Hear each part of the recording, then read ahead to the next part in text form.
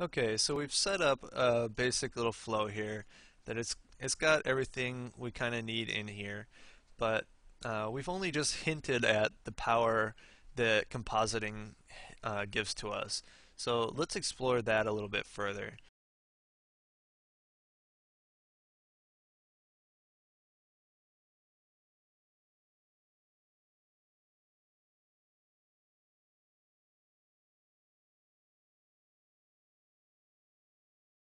Going to make it easier to render out sequences like this. It'll take less time, but if you needed to really overhaul the look of this project really quick, like maybe the client has come in and they're looking at this and they're like, maybe we should go with a nighttime shot instead.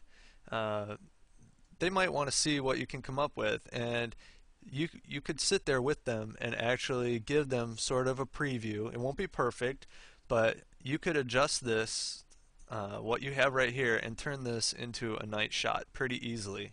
So let's go ahead and let's just see about doing that. Now, first and foremost, remember what we did before with the key where we turned down a clamped image and it just got all gray and gross? Well, we need to have a little bit of flexibility now again. So what we should do is go back to the RLA files that we rendered out for the key and ambient. Now, see, it's a good thing that we kept these and used them to set it up, because now we need to quickly come up with a proposal for a night scene. So this will allow us to turn down the lighting, because we're going to need this to get dark, and it'll allow us to do it in the same way that Max would do it. So let's deal with this just one layer at a time and work it out. So we need the ambient light to be pretty dark. So let's turn this way down. And we'll give it sort of a nice blue tint as well. Maybe something like this. And we'll do the same thing for the key pass. And obviously this is much too bright, so we'll need to turn it way down as well. And we want to tint it a little bit blue, maybe not so much. So we're kind of getting something we can work with here. The sky, obviously, that is not going to work for us. Let's see what we can do with the sky. Now this is a clamped image, but since we don't really need to worry too much about a dynamic range with this.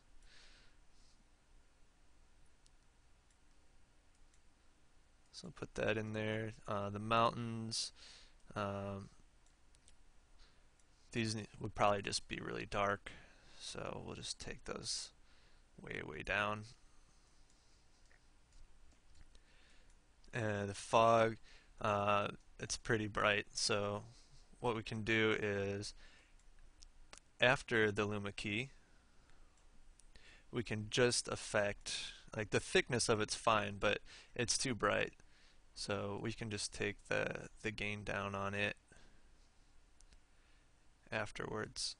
And just like that, we've taken what was a daytime shot, and although this is not perfect, it's it's getting there. It's on the right path, and you can quickly set this up in just a matter of minutes and kind of give a little preview of what you might get if this was a night shot. So here we have back our daytime scene. Now, obviously, one of the nice things about rendering passes is, let's say the client doesn't want the mountains anymore. They're gone. You just turn them right off. If you had rendered all this stuff together, you'd have to re-render everything all over again without the mountains. So obviously, this is a great little helper.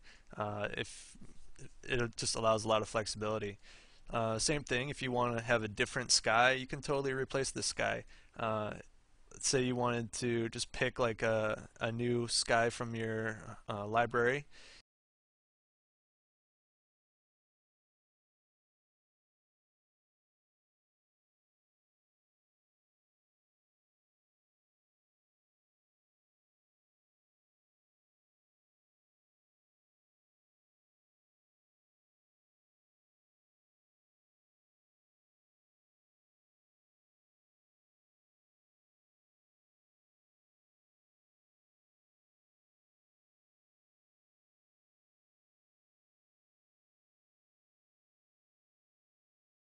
turn down the ambient and we'll turn up the key a little bit.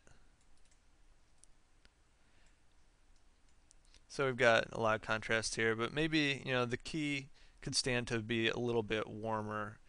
So, let's pump a little bit more yellowy orange color into it, and that will, affect the whole scene. So you can change this to whatever you want, really. So it's got a little bit warmer tint to it now. We'll put these all together again. But what if you wanted to get some specular bloom? We can do that really easily by adding a glow filter, and I'll just stick that on the key pass, because really the brightest areas in the scene will show up in here. And if we glow these, what we can do is turn on the threshold, and we can adjust the high value here so that we can isolate and glow just the areas that are the brightest. So maybe something like that. And then stick it back on. Now obviously that's way too strong. So you can always just take it down to whatever looks good. Now there's also you can also color correct just everything at the tail end. This is something I'll usually do, is I'll bring it in here and I'll desaturate it a little bit.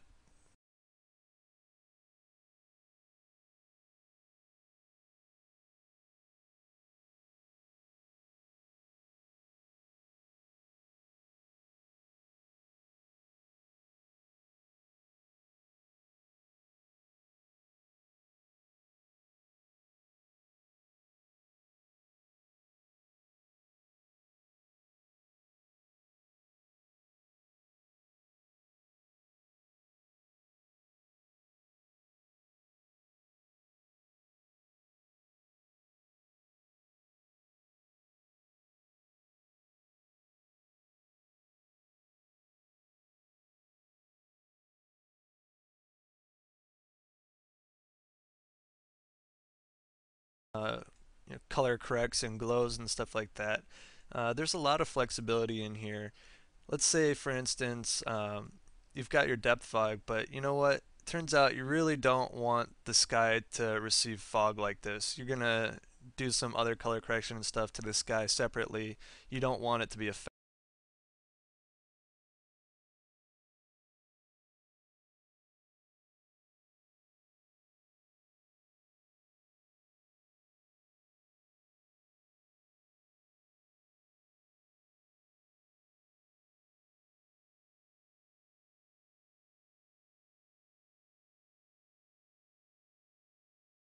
way down to black.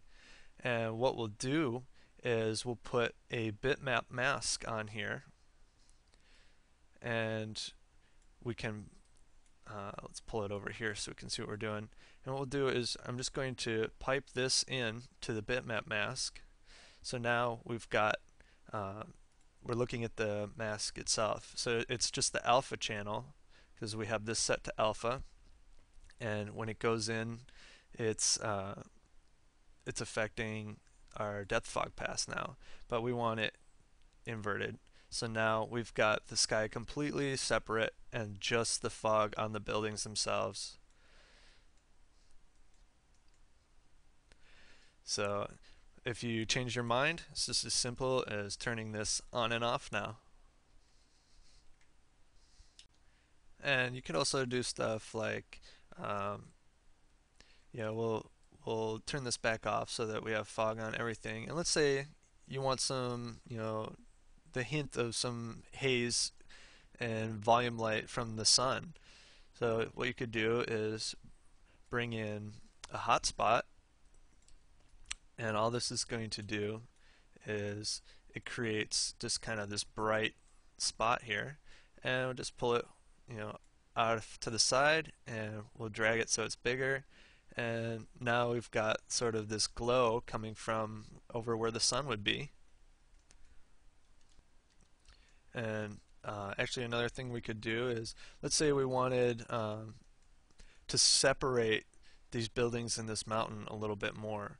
What we could do is pull this off to the side here, and what I'm going to do is I'm going to create another background, and what we'll do is we'll give it just sort of a blue sort of color here, and I'll put it on here. So now we've got our mountains and then this blue, and actually I want to turn the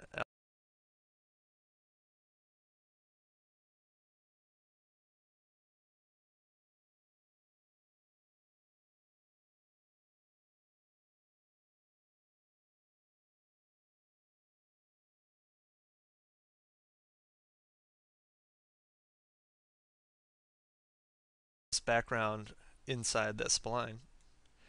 So we'll pull this around something like that, and we can adjust the edge. As you can see, now it looks like we've added some low-lying fog in between our background buildings and these mountains. So we've added some depth to our scene that was otherwise not there, and it wasn't a part of Max. It was something completely separate, and we were able to do it in just a couple of minutes, in the comp. Just, add two little things of background, merge, and a spline with a soft edge, and we've added some more atmosphere to our render. So we've got that added. I'll turn the mask back, or actually I want it off. Turn our hotspot back on, and our color corrects and all that.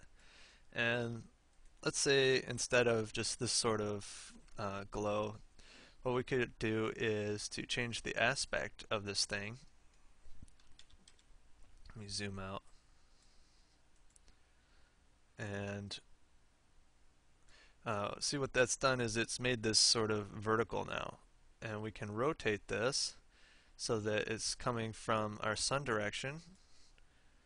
And I'll just pull it back up here. And we can probably turn the strength of it down a little bit. Maybe the aspect could be a little bit wider. And we can almost sort of cheat some volumetric light in here. I mean, it's a real cheat, but if you're just trying to experiment and come up with a look, like, maybe you were thinking about adding some volumetric light to this shot, but you could kind of give it a little test here without actually having to render it out of Max first. So there you have it. We've made the scene really nice and ugly now, but it was just an example to show you the power that you have when you're using a compositing workflow. But let's go back to the nighttime idea. We've already lit this environment for a daytime shot. Let's overhaul it, and let's say we need to make it a nighttime shot now. So we're going to have to update the Max file a little bit to make it work. We're going to have our windows glow, show some light from the inside, and we just need to overall adjust a number of things. So let's do that. Let's turn it into a nighttime shot.